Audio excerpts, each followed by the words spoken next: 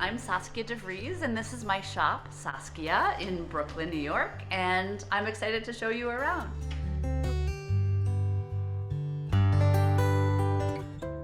This shop was built by my husband, Scott Kearns. We're a small family-run business, and it's all reclaimed wood that's used to make the shop.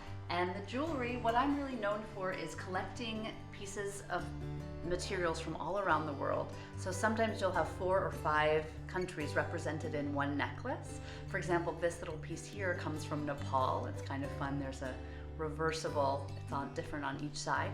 So what I try to do is bring different cultures together in my jewelry, and then also teach my customers about the cultures that I've learned about during my travels. You can see here, these are some of the places where I get materials from: Ghana, Ethiopia, Kenya, India, Nepal, Tibet, Bhutan, to name a few.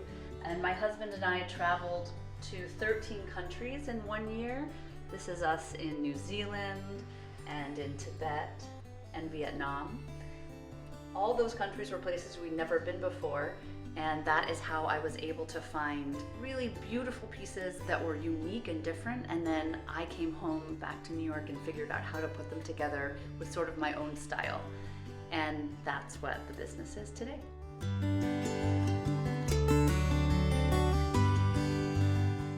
This is a new initiative that I've come up with. It's called Arm in Arm. What I'm doing is I'm raising money for women, specifically right now in Afghanistan, through the organization Women for Women. And people can come and make a bracelet with me, and if they fall in love with it, they can take it home for $10. Otherwise, I get to keep it and I sell it, and all the money goes to Women for Women. I'm really excited about it, and it's called Arm in Arm. What I love about this is you get to see my shop, but then you also get to see the studio where everything is made. There's a lot of different places back here where the magic happens. This beautiful long table is where a lot of things, ideas are thought of and worked out. There's a nice big space here, and you'll see I have a lot of different projects going on at one time, and having a large space like this helps me organize it. So part of being a small business owner is that you have to wear a lot of different hats. So in my case, first I design the jewelry, then I have to figure out how to get the materials, but then of course I need to get it to people, and so I need to take pictures. So during the pandemic, I was forced to learn how to use my fancy camera, and we have this beautiful setup here so that at any time I can just take a quick photo, and I have a little cheat sheet that helps me remember what the best settings are, but you just have to roll with it. Hard to do all of this alone, so of course I have people who help me. Caroline helps me with everything behind the scenes, the computer, and a million other things.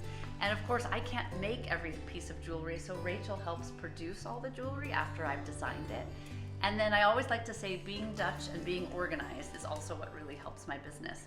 So these are all the drawers of materials organized by color, by type, and that way, if somebody else is making the jewelry, they know where to find it and what to do.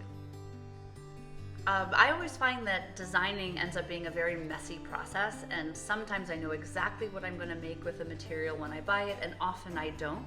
So I have a lot of different things placed out here, and often I try different things on different sides to figure out which is the best. But I've also found that over time, I have to find the right mood. I have to be in the right mood to be designing, because it's really a very creative process. And so juggling that all in with all my other responsibilities can be challenging. I'm really proud to be a female-run business, and I'm proud to be surviving during the pandemic in New York, especially in Brooklyn, New York. Thanks for coming.